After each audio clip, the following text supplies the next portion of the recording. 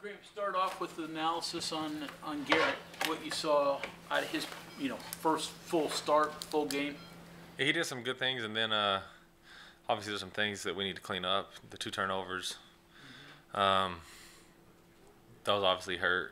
And then, I think with Garrett, like it's kind of what I talked to him about after the game or watching the tape is just you just got to be really disciplined over and over and over. You can't get bored with just doing your job. And I think that's for anyone. Garrett, probably, more than most, just because like his natural personality is to kind of go rogue on you. But he, I think like I said, you just can't get bored with doing the job and doing and taking the easy things. I think there were some easy things out there that we could have taken and didn't. But at the same time, he made some plays and scrambling around, and that's what he brings is an element, the athleticism element of things, and like I said, ran around, made a couple plays, like the 4th down in that first scoring drive, a heck of a play by him. And there were some other ones where he kind of got out of the pocket and still kept his eyes downfield, made some good throws. A couple times got out of the pocket and ran the ball. So, I think that with experience, he could be, I think that experience, you can't replace experience. And so, and like, there's a difference between going in and playing a full game and going in for a drive or going in for, a small package or a couple plays. And so, I think with experience with Garrett, he has a really good skill set, and he's a kid that could do some special things. That you just have to try to eliminate the mistakes, and like I said, not get bored with doing your job. Can you formulate your plan around Rogue? Can you massage it a little bit and say, okay, here's some things he does. Can we fit that into that at all? I don't think. That's the thing about that probably you talk about, or I've talked about with probably Stanton more than anyone. But with Garrett, the hardest part is just you don't know when it's going to come. When the good thing's going to come off the scramble or whatever the case may be. And really some of his, and I think this is college or football in general. A lot of times the best, some of the best plays come, off timing or when it's not just how you draw it up and things start to move around and you make a play. And so the hard part in coaching, I think, is you can't game plan that, and you don't know when that's coming. But there is some advantage to being able to move around and make plays, and like I said, he does a good job of that. It's just when the easy stuff's there, he's got to be disciplined enough to take the easy stuff too. The stuff you can reproduce, the stuff that you can predict, the stuff that you can game plan, like those plays have to be made. Different is your play sheet when he's in the game compared to JT, because they're obviously different skill sets. It's a little bit different, especially like in the run game in particular, because there's a threat of the quarterback run with Garrett in the air, and also you can read some things and stuff like that. So in the run game, it's obviously a lot different. In the pass game, like just try to do stuff that each of them are good at or feel really comfortable with. You know what I mean? I don't think that the plays necessarily change. You just kind of got to figure out, what's Garrett comfortable with and what's he execute well, what's he see well, and try to get him into that. And I think that's the case. It doesn't matter where you are or who you're playing with. Like if the quarterback likes the play, it's probably gonna work, and if he doesn't, it's probably not. No matter how good of a play it is or how bad of a play it is. I can remember even as a player that was the case. Leach would signal something in. I'm like, that's stupid, and then it wouldn't work.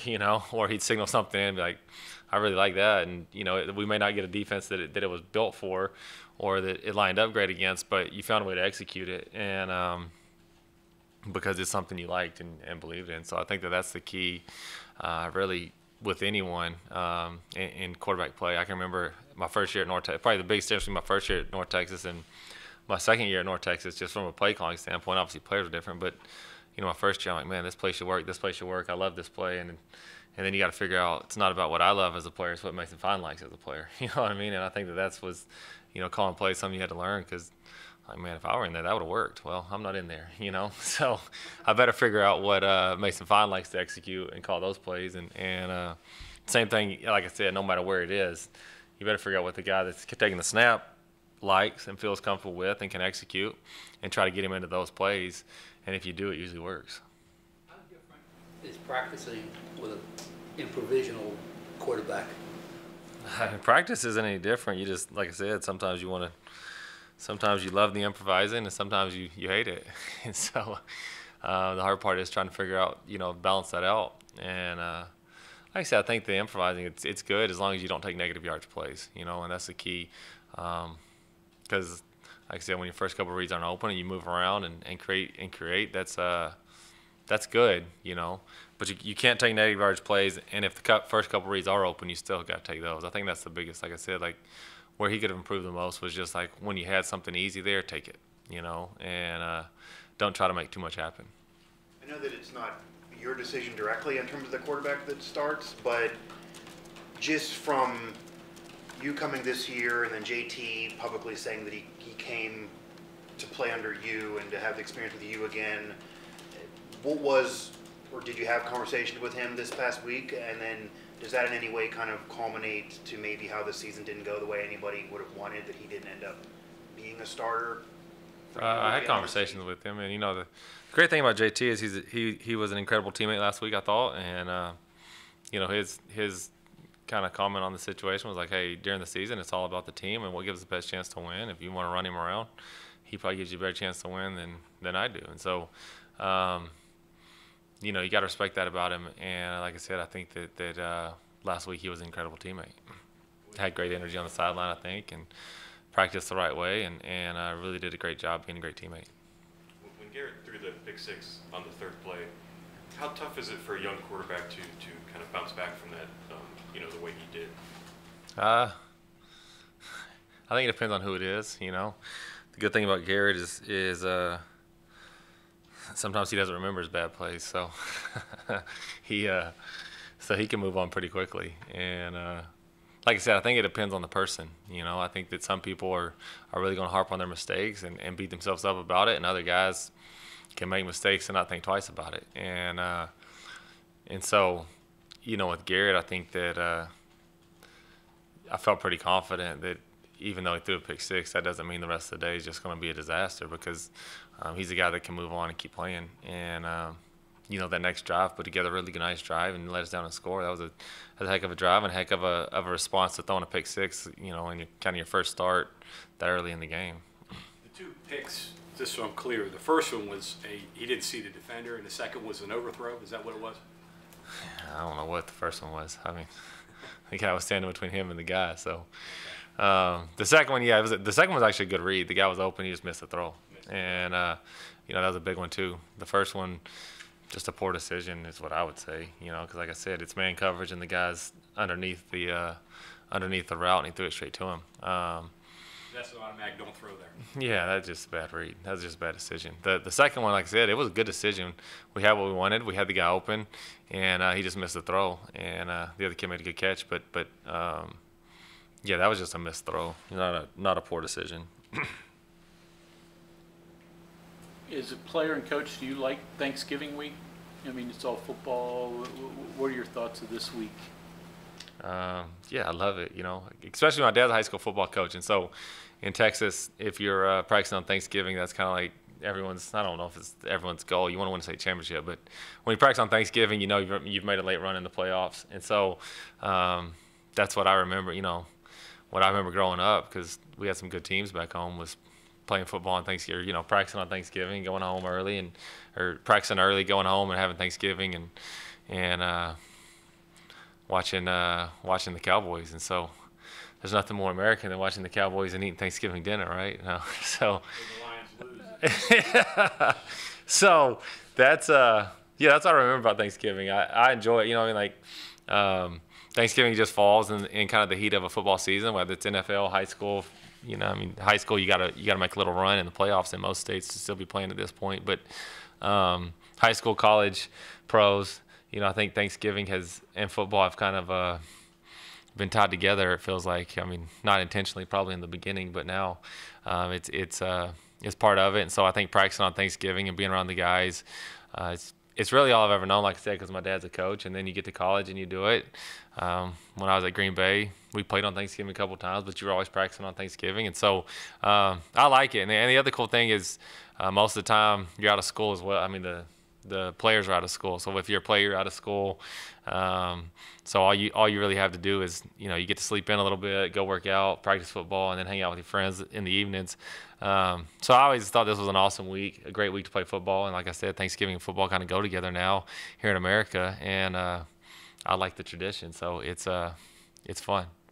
If Garrett were a starting quarterback for the next few years, let's just say, would you be able to recognize him at that time from where he is now? Or would a quarterback like that change, become maybe more cautious, more knowledgeable? I don't think you would necessarily become more cautious, but I do think the execution cleans up. Like I said earlier, that just comes with with live reps. I think that. I think I talked about it last week, but you just kind of got to be yourself, and you can't try to be someone you're not, and that's in anything, And but as a player, the same. So I think that you'd see a similar style of football, but like last week, the 2-minute drive right before half, we had a wide open hitch route that if he takes, you probably get a drive going. On second down, the hitch is wide open, and he just doesn't look at it. And that's that's where his eyes should have been to start, And you take that, you get a first down, you might get a drive going. At worst, you probably don't allow them to score right before half, but at best, you go get a score going in and kind of have some momentum with the ball coming out. And that's something that's really, really easy to do. He had, and just, was undisciplined for a play, didn't look at it, and didn't take it. And so, I think that what you would see is stuff like that clean up tremendously, and it would just get better and better. Like I said, I think Garrett has a unique skill set. He can run around well. He has a really strong arm, like the deep ball he threw to Sam. Like that's a really big time throw. As a heck of a ball. It takes a pretty special arm talent to do that, and Garrett has a special arm talent. But like I said, I think that what you see is just the execution cleanup. And if you do that, then I think that he could be really, really good, and you can move the offense. Like I said, like the 2-minute drive is just an easy example. Like, boom, you get points there. It maybe changes the entire complexion of that football game. And like I said, it's an easy hitch to take that he just ignored. And there were a couple of others, like I said, hitch routes that he just didn't throw. Because, like I said, I think some of it, he wanted to make the big throw. You know what I mean? Because we were running like a little hitch with an inside fade, and he's hoping the inside fade's open. I'm like, well, hope's a bad strategy, bud. You better see what they did and take what they actually do, not what you hope they do. And so I think that, like I said, with time that would clean up. I don't think his style of play would change. I don't think necessarily he becomes less cautious. I think you just see him clean up the execution and make less mistakes and take the easy things. And if you do that, you move up and down the field, and so you get kind of the improvisation side of things with him. And if you clean up, like I said, the easy things, I think that he could really move an offense. You have to remind yourself that that was his first start. And there have been some pretty good quarterbacks he's played, but that was his first start. He admitted he was nervous as hell going into the game, and you didn't really manage him like first start quarterbacks usually are. You just let him play. You have to remind yourself that, hey, this is the first time he's really done this. Yeah, man, I think there's something to like I said, that's experience. You know what I mean? Like the more game reps you can get, the better and better you're gonna be. And that's why some of those older quarterbacks in the NFL, their skill level might not be the same as it was when they were younger, but they still might be arguably the best quarterbacks in the NFL because nothing can fool them. You know what I mean? They've just seen everything. They can execute at a really high level, and so like I said, I think that you in your first start, you're gonna make some mistakes. You know what I mean? And remember your first start? I should. I can't think of actually who we played right now, but I remember my first high school start. I don't remember my first college start, but Must not have been that memorable then if you don't remember, right? well, we were probably, Texas Tech did a good job scheduling back when I played, so it probably wasn't a real memorable opponent, but here's my guess. Wasn't a number 19? No, it wasn't a conference opponent. No. That the first I remember is, the first conference game I played was Texas A&M down in Kyle Field. We came back and beat them in the last seconds as a sophomore. That's probably the first game I remember. I don't even remember who we played before that. Just on, obviously you weren't there prior to this year, and you can look at the numbers, and obviously the big win and coming in last week or 2 weeks ago being such a big deal for Garrett, and then this past game, first start, not as great just on face value. But was there anything that you noticed from the appearance at Oklahoma to the start against Kansas State that was actually, okay, he already progressed to this, was an eye-popping, like that's already better just from a week of practice as the top guy that maybe we would miss if we're just looking at the numbers? You know, the thing about Garrett is we've given him, I mean, he gets a ton of reps every day, you know what I mean, in practice. And so I think there has been progression throughout, I mean, especially from when I got here. You know, if you look at like spring ball through fall camp, through like, he's gotten a lot better, you know what I mean? And, but, you know, from Oklahoma to K-State, you know, I don't know if there was a ton different, you know, hopefully he was 1 week better, but it's not like there's something that's like, oh, this one thing happened that you noticed it. You know what I mean? I do think that over time he has gotten a whole lot better, and at probably the thing that I kind of talked about, like just making the easy play, you know, and doing it the way he's coached to do it. And I think that, you know, the probably the biggest difference, I mean, I guess if you want to, like, when he went in that Oklahoma game, he missed like 6 exchanges or exchanged the football wrong. Only one of them was on the ground. Missed a motion, you know what I mean? Like, we ran a play out of a formation you can't really run a play out of against Oklahoma, and thank goodness it wasn't a disaster because we were supposed to motion, and he just decided to snap the football, called for the ball, and here it comes, you know. And there wasn't any of that, which was, you know, like I said, the exchanges were cleaner, didn't miss any signal, stuff like that. So I think that, you know, that's probably something that you don't see unless you know what's going on. Obviously, you know, in the Oklahoma game, you could see some of the exchanges that were poor. You know, like when him and the running back go the opposite, different directions. When him and JJ fumbled the exchange, like that was the wrong exchange. And so, like, you can see a little bit of that. There wasn't any of that this week against Kansas State. There weren't any missed signals or motions. So I think from an operational standpoint, he definitely got better, and probably because, like I said, he knew he was going in and had to really prepare. But like I said, I think that the more reps you get, the better you're gonna get, and you're gonna get better and better every time. Like I said, the more live game reps you can get. I have one more here. You know, watching Oklahoma State for the whole time West Virginia's been in this league, they prey on stationary quarterbacks. I mean, those edge, they're coming. They got a bunch of guys. They love to pressure the quarterback. Clearly, that has to help you, having a quarterback that can escape and move around in the pocket and extend plays. Yeah, that definitely. I mean, like I said, that helps. Doesn't matter who it's against. Like from a standpoint, if the quarterback gets pressure, if you can extend plays, it helps. You know, it's been a long time since I played Oklahoma State. You know, I guess I was a player the last time I did it, so they've changed a little bit since then, I'm sure. It was always a fun place to play. When we used to play them, it was always shootouts. When it was us versus Oklahoma State, 07. That might be statistically, or probably is statistically the best game I ever played, and we got beat like, I forget what, but it was close. And then in 08, they came to our place, and again they were good offensively, and it kind of was a shootout.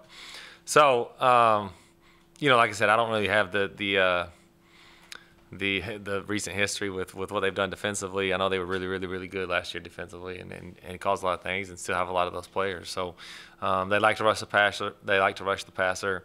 And try to come get after them, and you know, we'll have to do a good job protecting regardless of who's back there. But definitely, like you said, extending the plays and maybe being able to get out of some trouble can really help you. And like I said earlier, I think the key is just to not take negative plays. I think that sometimes athletic quarterbacks don't know when the plays when they're done, you know. And Garrett did a good job of that last week. I don't think he took any like dumb sacks because he thought I can get out of a situation that you can't get out of. Sometimes I think that you know, really athletic kids don't know when to cut bait, but he did a good job of that last week. And if he gets in a situation where he needs to just eliminate, you know, minimize the damage, hopefully he does that this week. But yeah, being able to move around against really good pass rushers, you know, I think there's two elements to it. You got to be great in the pocket, and you got to be able to fill space and kind of shuffle around in the pocket. And then when you got to get out, you got to get out and hopefully keep the play alive, you know, and eliminate the negative yardage plays. Graham, from where you had to throw Jalen Anderson in late in the TCU game to what you saw Saturday, it seems like pretty good progress from him. How has he helped himself and helped you all lately? I thought he had a really good week last week, and showed up on the game. You know, Jalen's a kid with a whole lot of talent that I think, you know, I've only been here a few months with him, but I think from when he got here to now, just I mean, like most people going from high school to college, just have to grow up a little bit and transition from a high school player to a college player. And I think that knowing he was going to have an opportunity to get some reps helped him grow up in a hurry. And you know, I think that last week and this week or last couple weeks, you've seen him in the building in Coach Scott's office, trying to watch film, trying to study tape. And like I said, I think that's a sign of growth and a sign of, you know, it helps when you know you're going to get in there. But it helps you perform on Saturday too, because if you're prepared, I think you go out there with confidence. He's always, you know, he's always been good with the football in his hand, you know. And I mean, last spring we saw that. This fall camp, I'm sure the previous, I mean, as long as he's been here, I'm sure that's been something that isn't hard to see. Like when he has the football in his hand, he has a pretty good skill set. It's just doing everything else right that he had to kind of figure out, and whether it be protection, you know, getting tough yards, stuff like that. And we weren't sure, like, okay, what's he going to look like in short yardage? And then we gave him 2 short yardage runs. I think he may have got explosives on both of them, you know. And so you're right on with him. You know, I think that having to throw him into the fire has, you know, I think in that situation with a kid like him or a kid in his situation, yeah, you're either going to get exposed for not doing things right, or you're going to kind of rise to the challenge. And he's kind of taken the challenge head on and done a lot of good things. You know, I don't think he's missed in a game. I don't think he's missed a blitz yet, you know, in protection, which is definite growth for him. When he's got the ball, he's been disciplined with his reads. And then when you get him in space, like I said, I think that, I mean, you can't teach people how to be good with the ball in their hand. That's kind of a skill you either have or you don't. And he has it, and it's shown up on Saturdays. You know, the moment hasn't been too big for him. He's done his job at a high level, and that's been really, really encouraging to see and pretty cool to see from Jalen. Big guy, but what I understand, he can really catch it. His high school numbers are pretty good, but he seems like he has some speed when he opens up too. Like when you say skill set with him, what is that for him across the board? Yeah, I think like you said, I mean, he has probably, I mean, he has really good hands. He has, especially for a running back, you know, like super soft hands. Catching the football comes natural to him. He's more elusive than you'd think to kind of be his size, you know, and it's not like he's like, when you see him like make a guy miss, it's not like, man, that was a super quick twitchy move. It's just he has just like a little suddenness that's elusive and people can't tackle, you know. And then he's big enough that I think in time he's going to be a hard guy to tackle as well, you know. I think that the more he plays, the more you'll kind of see that. And I think that, you know, again, transitioning from high school to college, you kind of have to develop into.